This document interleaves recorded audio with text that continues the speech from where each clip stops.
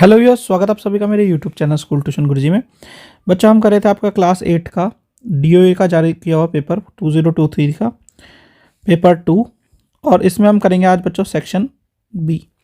तो चलिए बच्चों, बिना टाइम वेस्ट किए शुरू करते हैं अपने क्वेश्चन आंसर्स को। तो बच्चों, इसमें सबसे पहले है 8th क्वेश्चन। 8th क्वेश्चन में सबसे पहला पार्ट है आपका कि what do you mean by wedding, why the process of weeding necessary, name the methods apply for it. तो वीडिंग क्या होता है बच्चों? अननेसेसरी अनवांटेड प्लांट्स जो हमारी जब हम खेती करते हैं या क्रॉप यील्ड करते हैं तब उग जाते हैं, तो उसे हम कहते हैं वीड्स, और इस प्रोसेस को, इनके रिमूवल को हम कह देते हैं वीडिंग। ठीक है बच्चों। अब ये प्रोसेस नेसेसरी इसलिए होता है क्योंकि जब जो वीड्स होते हैं वो क्या करते हैं, न्यूट्रिएंट्स की बात कर ले, वाटर की बात कर ले, लाइट की बात कर ले, ये सारी की सारी चीज़ें जो है साथ में लेते हैं किसके, हमारी जो क्रॉप है उससे। तो हमारी क्रॉप क्या होगी, धीरे धीरे कमज़ोर होती चल जाएगी और नुकसानदायक हो जाएगी। इसीलिए इनको रिमूव करना जरूरी है। अब बात आती है इनको वीड्स को अलग करने के तरीके वीडिंग के प्रोसेस में। तो वीडिंग के प्रोसेस में कुछ तो केमिकल डाल सकते हैं हम, यूज़ ऑफ केमिकल कर सकते हैं, यूज़ ऑफ वीडीसाइड जिसे बोलते हैं बच्चों, और एक कर सकते हैं काम हैंड पिक, यानी हाथों से उसे अलग कर सकते हैं। ठीक है बच्चों। फिर आपका क्वेश्चन नंबर 2। क्वेश्चन नंबर 2 क्या कहता है, what is irrigation, name the two main methods of irrigation and define them briefly. Irrigation क्या है? सीधी भाषा में क्रॉप्स को या खेत में जो लगी हुई फसल है उसे पानी देने के मेथड को हम इरिगेशन कहते हैं। इसमें आपका sprinkler system, drip system, tube wells के द्वारा, रिवर के द्वारा, ये सारे के सारे आप यूज़ कर सकते हैं बच्चों। चलिए आगे बढ़ते हैं। क्वेश्चन नंबर 2 है आपका बच्चों, मैच द फॉलोइंग। तो कोल है इसमें फॉसल फ्यूल, केरोजिन है आपका वैक्सी मटेरियल, गुड फ्यूल क्या है, प्रोड्यूस करता है मोर एनर्जी, ऑयल रिफाइनरी है बरौनी में, केरोसिन का यूज़ होता है fuel in lamps, paraffin wax का यूज्ड इन वैसलीन। ये इसके आंसर है बच्चों। फिर है क्वेश्चन नंबर 10। क्वेश्चन नंबर 10 का ए पार्ट देख लेते हैं बच्चों। ए पार्ट क्या कहता है, when we hear a sound does any part of our body vibrate, name the part. तो वाइब्रेट होती है, यस वाइब्रेशन होती है, और वो होती है हमारे ईयर ड्रम में। ठीक है।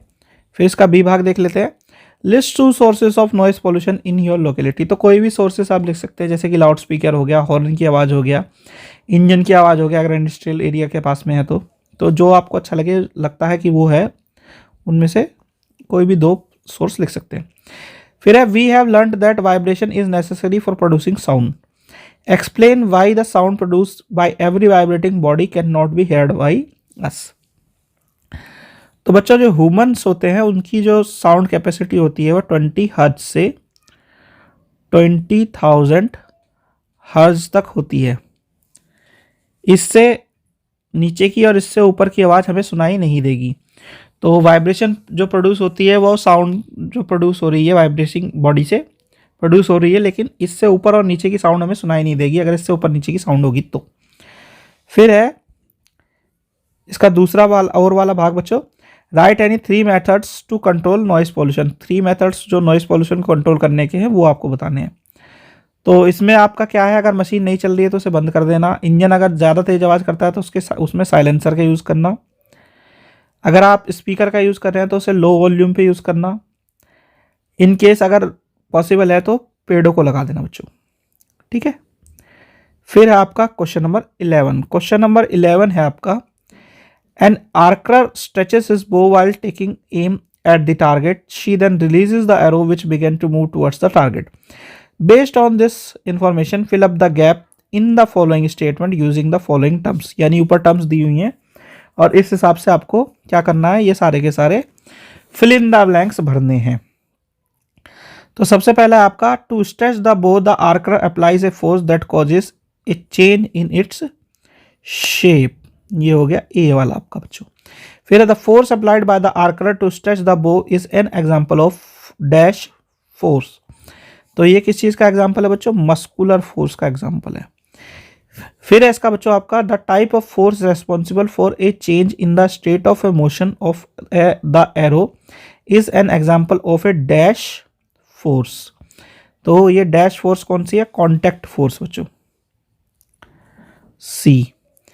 फिर है आपका इसका और वाला भाग, while the arrow moves towards its target the force acting on it are due to dash and that due to dash of air. तो वो क्या है बच्चों? ऊपर लिखते हैं इसके, ये है ग्रेविटी और फ्रिक्शन। ठीक है, पहले में आएगा gravity, force acting on it are due to gravity and that due to friction of air. ठीक है, तो बच्चों ये वाला पार्ट होता है वीडियो का, ये कंप्लीट आपके। आशा करता हूँ आपको वीडियो अच्छी लगी होगी। Thank you.